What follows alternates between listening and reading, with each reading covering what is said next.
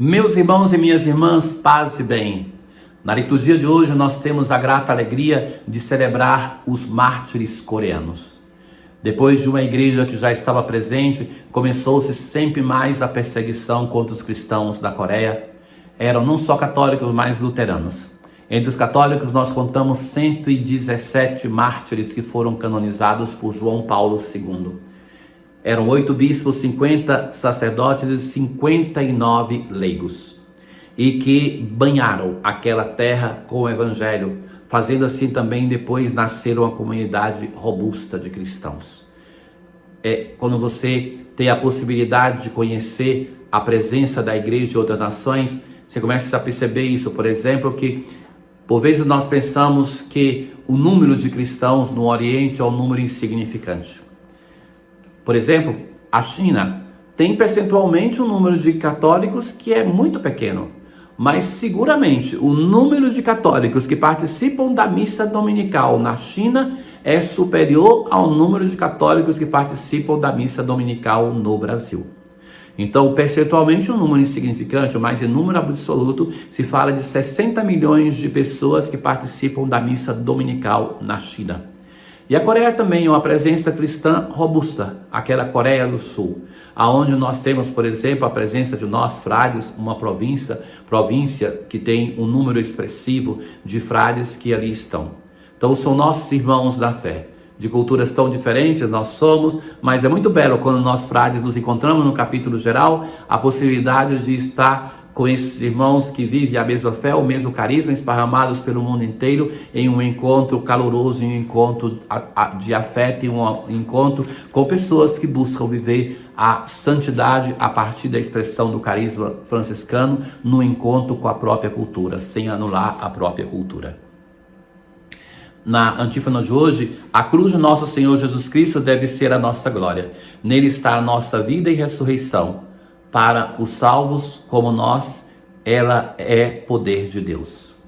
Nós hoje, depois do anúncio do fim do sofrimento que ouvimos na liturgia de ontem, hoje é o anúncio da queda da Babilônia, que é Roma. A Babilônia já não existe nesse momento que João escreve o seu evangelho, mas ele está se referindo à grande prostituta, a Babilônia, que é Roma, a perseguidora dos cristãos. Então, vi um outro anjo descendo do céu. Tinha grande poder e a terra foi toda iluminada. Ele gritou: caiu, caiu Babilônia, a grande, tornou-se morada de demônios. É o anúncio de que Roma caiu, de que a perseguidora não vai mais ter poder de perseguir. Então aparece o segundo anjo, poderoso, levantou uma pedra e atirou-a ao mar, dizendo: com esta força será lançada a Babilônia, a grande cidade, e nunca mais será encontrada. E o canto de arpistas e músicos flautistas nunca mais se ouvirá, e nenhum artista de arte alguma jamais se encontrará ali. A voz do esposo e da esposa em ti nunca mais se ouvirá. Porque os teus comerciantes eram os grandes da terra, e com magia tu enfeitiçastes todas as nações.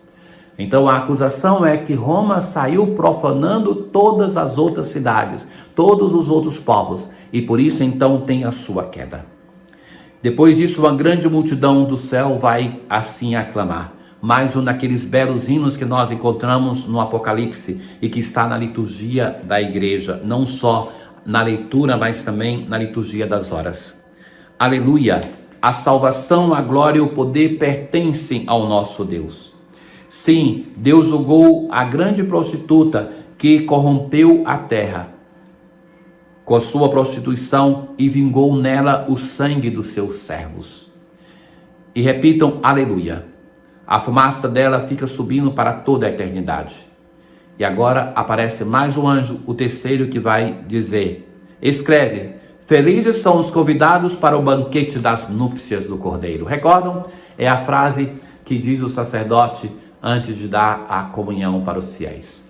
É feliz aquele povo perseguido porque se anuncia o fim da perseguição, se anuncia que a perseguidora já está sendo destruída. Somos felizes nós, meus irmãos, porque somos chamados para o banquete do Senhor e podemos participar desta festa dos céus através do sacramento da Eucaristia.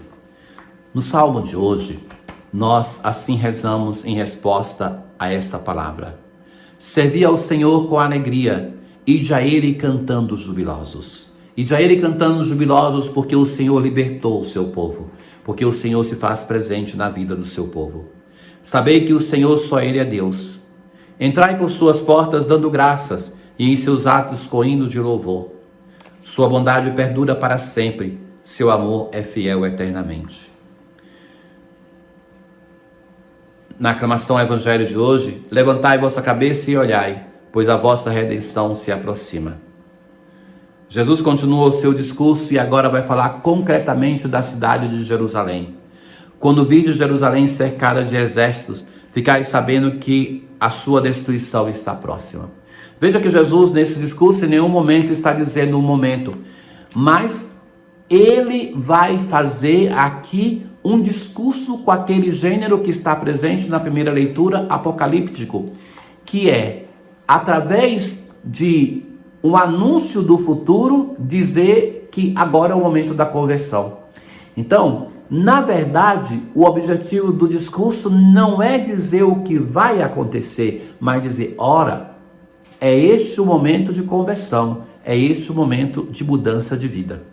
Então a literatura apocalíptica ela tem essa intenção de provocar uma mudança hoje, no presente. Vejam, caríssimos, que Jesus começou esse discurso quando estava no templo, dizendo assim, quando verem essas coisas acontecerem, é porque se aproxima, ainda não é o momento, mas estejam atentos, estejam preparados, pois não sabeis o dia nem a hora. Pois estes dias são de vingança, para que se cumpra tudo o que dizem as Escrituras. Infelizes das mulheres grávidas. Então agora vai dizer que todas aquelas pessoas que têm uma situação que é de transição, que é uma situação do momento, não se preocupe. Infelizes mulheres grávidas que estão amamentando, aqueles que estão no campo, que fiquem lá, quem está na Judéia não volta, serão mortos pela espada e levados presos para todas as nações. Então Jesus, com esse discurso, os primeiros cristãos vão interpretar que ele está profetizando aquilo que o Império Romano vai fazer no ano 70 contra a cidade de Jerusalém. Nesse momento, o Evangelho de Lucas está sendo escrito. O Novo Testamento tem muitos textos contemporâneos e os primeiros cristãos vão interpretar que isso acontece porque essa cidade não acolheu o seu Salvador. E Jerusalém será pisada pelos infiéis. Haverá sinais do sol na lua e nas estrelas. Na terra as nações ficarão angustiadas. Os homens vão desmaiar de medo. Todos esses sinais que estão presentes nos livros apocalípticos de Daniel, de Ezequiel, no Apocalipse, nos livros apócrifos, na conclusão dos evangelhos, os sinais da natureza, do sol, da lua, terremoto, fome, sofrimento. Então são todas imagens apocalípticas para dizer que uma mudança drástica vai acontecer. Um novo mundo vai surgir. Eis que faço nova todas as coisas. E esse parto das coisas novas é anunciado de modo muito intenso pela natureza e por tudo aquilo que é visível, por tudo aquilo que compõe os nossos sentidos, para dizer que algo novo e definitivo está acontecendo. E agora, um anúncio grande de misericórdia. Então eles verão o Filho do Homem, Jesus, vindo numa nuvem com grande poder e glória. É o nosso encontro com o nosso Senhor, que deve nos encher de alegria. Quando essas coisas começarem a acontecer, levantai-vos e erguei a cabeça, porque a vossa libertação está próxima. Irmãos, este anúncio é de libertação, de alegria, não de condenação. Levantai a cabeça, ficai erguidos, porque estaremos em condições de estarmos eretos diante do Filho de Deus. Ó Deus, fonte e origem de toda a paternidade, que destes aos santos mártires André e seus companheiros, serem fiéis à cruz do vosso Filho até a efusão do sangue. Concedei por sua intercessão que, propagando o vosso amor entre os irmãos, possamos ser chamados vossos filhos e filhas e realmente o sejamos. Tenham todos um bom dia. O Senhor esteja convosco, Ele está no meio de nós. Abençoe-vos o Deus Todo-Poderoso, o Pai, o Filho e o Espírito Santo. Paz.